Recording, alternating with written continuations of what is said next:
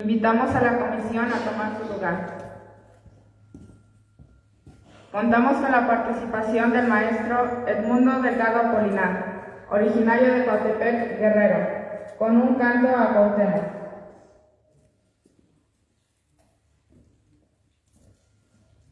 En estos momentos se siente el júbilo del pueblo de Iztaciopan en recordar con orgullo a aquel héroe.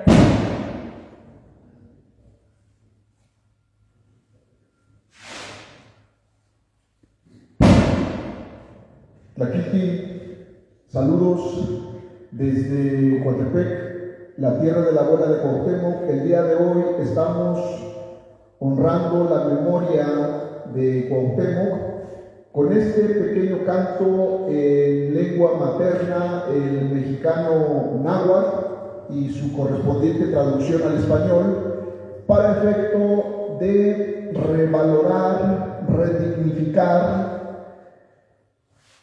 la personalidad histórica de Cuauhtémoc, porque Cuauhtémoc es hijo de Ahuizotl. Ahuizotl es uno de los tlatoanis más importantes del Imperio Mexica.